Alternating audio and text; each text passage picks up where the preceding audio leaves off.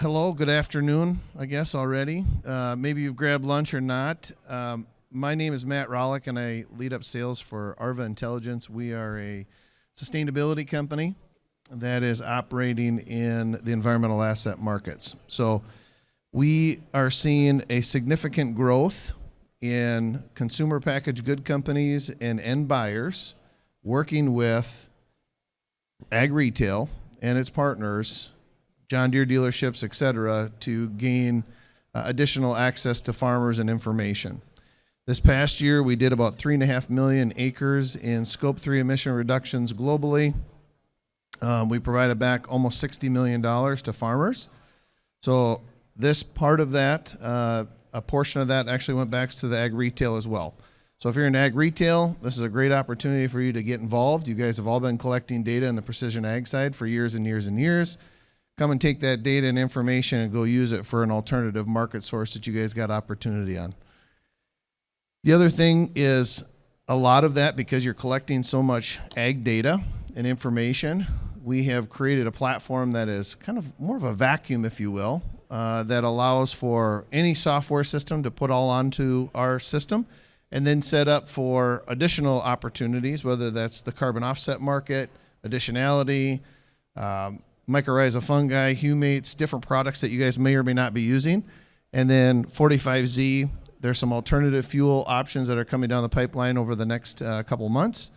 And then how do we communicate this to end buyers? So not only are we putting stories together, but getting out to the farms and fields across the country and making that happen. Next week, we will be with several of our CPG clients going across the United States and visiting farms that are actually implementing this, and taking ag retail along with us to have those conversations.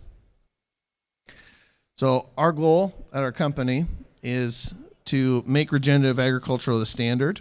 So Arva leverages AI and ML, which obviously AI is a big thing right now, but we've been using AI for about 6-7 years on ag data and continuing to learn on what works and what doesn't work and why. I can tell you that we've stubbed our toes quite a bit on some different things, but we've also had an opportunity to understand where it works, why it works, and what it is.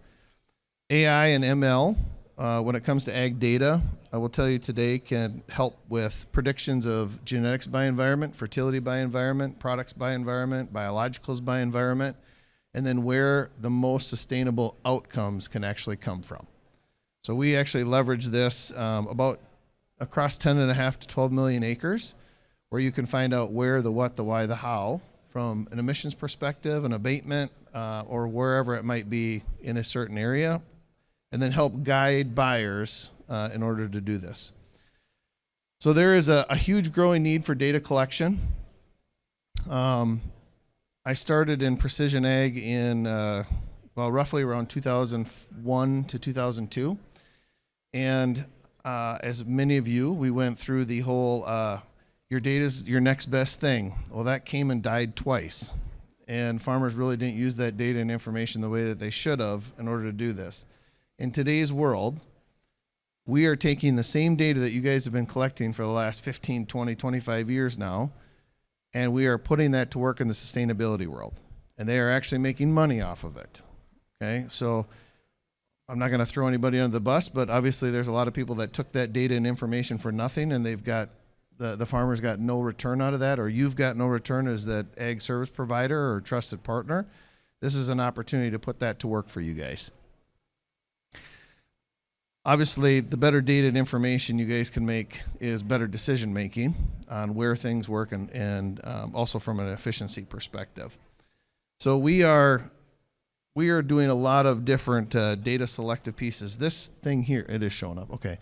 This is what's called an eddy covariance tower. And this eddy covariance tower measures greenhouse gases every second of every day. Okay. So this is actually on our farm, and we've had this out here for 6 years. We actually started doing this as a biofuel program for greenhouse gases, prelude to 45Z. So if any of you guys understand FDCIC GREET model from Argonne, a lot of the data that this tower and several other towers do actually set the pace for that, okay?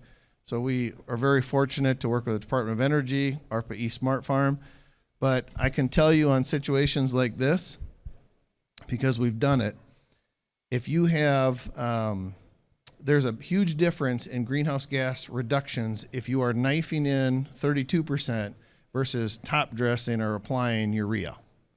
So from that perspective, we have knifed this field at 45 gallons of UAN, so just roughly figure 138 units of N, okay? And we have spread 100 pounds of urea top dress at tassel shot.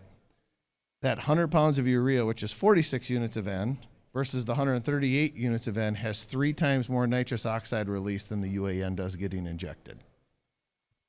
Nobody calculates that today. Okay, it's not in any models. This is the research that we've done over the last 6 years to find this stuff. So this is obviously a very expensive tool, but there's some other things that we've been using here. But this data, along with, did you actually document that top dress pass? Did you document the side dress pass? Are you using variable rate? Are you using nitrogen inhibitors? Are you using humates and fulvics? Like, what are those different data pieces? This is where that all comes into place. As I said a little bit in the beginning, we do take data from a lot of different companies. Obviously, some of the big API companies we connect with and pull a lot of data and information there. But if you think about it, not calling out SMS at all, but SMS is kind of the software that everybody can throw something in and you're going to get something. We've kind of created an online SMS from that perspective for about 20 to 30 pieces of key data across the platforms. If you're going to have soil test or soil texture data, harvest, applications, planting, those kind of different things, that all then gets automated in and spits out reports instantaneously so that we can update the where, the what, the why, the how. So it doesn't matter as long as it's in normal structure, a shape file, a CSV, a KMZ, depending on what software you're pulling it from. We either have an API for it already, or we've got the structure built in place where you can do header columns to ingest that data and information in. So this one right here, if you see kind of in the middle, I don't know how I'm going to explain this one a little bit, but I'll basically put it this way.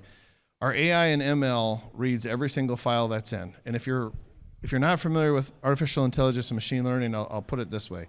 We use 512 different covariants across all of our soil clustering algorithms, and those are all public data sources. Now, some people are going to say that public data source is no good. Some will be like, it's pretty accurate. Agree with both those comments, depending on where you're at in the country.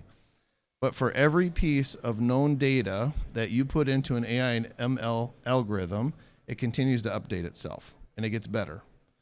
So if we've got a uncertainty quantification of 45 or 60% with all public data, every time you put a data piece in, it gets better and better and better. We have found that if you've got 3 to 4 years worth of really good data and information collected, that AI and ML is probably closer to 89 to 95% accurate. It's actually very, very impressive when you think about it long term.